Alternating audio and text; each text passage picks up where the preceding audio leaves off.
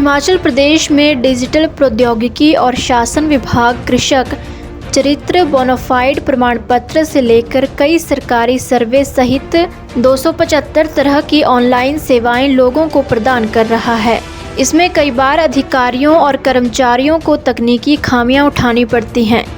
इसके समाधान के लिए डिजिटल प्रौद्योगिकी एवं शासन विभाग द्वारा विकसित अनुप्रयोगों और पोर्टलों के संबंध में सरकारी अधिकारियों, कर्मचारियों को त्वरित सहायता प्रदान करने और उनके प्रश्नों का समाधान करने के लिए एक डिजिटल हेल्पलाइन की स्थापना की है, जिसका सोमवार को शिमला आईटी भवन महली में सीएम के प्रधान सलाहकार इनोवेशन और प्रौद्योगिकी एवं शासन गोकुल बुटेल ने एक शुभारंभ किया।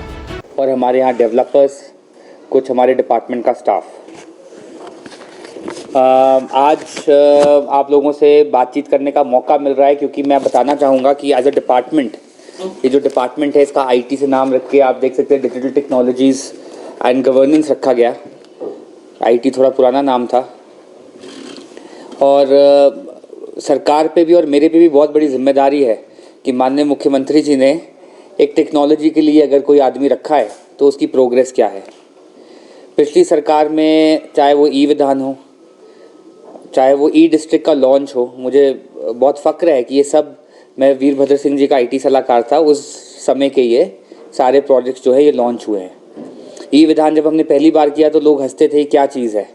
आज जो सेंट्रल विस्टा पार्लियामेंट का बना है वो हमारे ई विधान की लाइनों पे बना है। और जो अफसर उस समय में हमारे धर्मेश जी थे, जो विधानसभा के डायरेक्टर आईटी हुआ करते थे, उन्होंने पार्लियामेंट को उसमें कंसल्ट किया कि कैसे कैसे इस प्रोजेक्ट को आगे बढ़ाया जाए। तो ये हिमाचल प्रदेश छोटा सा प्रदेश है, इसके लिए बहुत बड़ी फ़ख्र की बात है।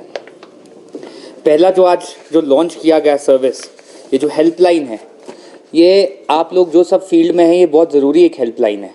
आप देखते हैं कभी आप किसी दफ्तर में जाते हो, बोलते हैं सॉफ्टवेयर चल नहीं रहा है, सिस्टम डाउन है।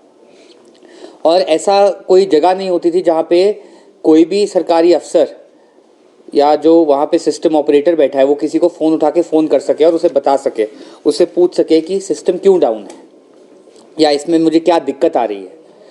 तो ये एक ऐसा लॉन्च किया गया है। बहुत लोगों ने ये भी पूछा है कि ये क्यों सिटीजन्स के लिए ओपन नहीं है, क्योंकि मुख्यमंत्री सेवा संकल्प जो एक हेल्पलाइन चल रही थी, पिछली सरकार ने शुरू की थी, मगर अच्छी चीज़ थी तो इसलिए इस सरकार ने भी उसको कंटिन्यू किया है।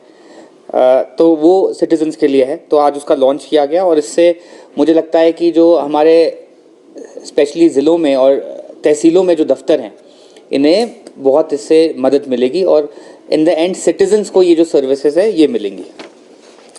दूसरी जो ई डिस्ट्रिक्ट की सर्विस है, मैं एक बात आपको बोलना चाहूँगा। आप देख सकते हैं कि ये सरकार की प्रायोरिटी टेक्नोलॉजी डिलीवरी पे कितनी ज़्यादा है। जहाँ 2015 में ये 51 सर्विसेज के साथ शुरू हुआ था और 2022 में 113 में पहुँचा, मतलब 18 से लेकर 22 तक लगभग 40 सर्विसेज इसमें ऐड की गई।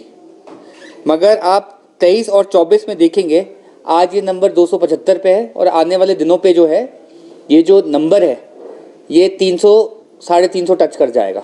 हिमाचल से जुड़ी हर बड़ी अपडेट के लिए बने रहिए EWN24 news choice of Himachal के साथ।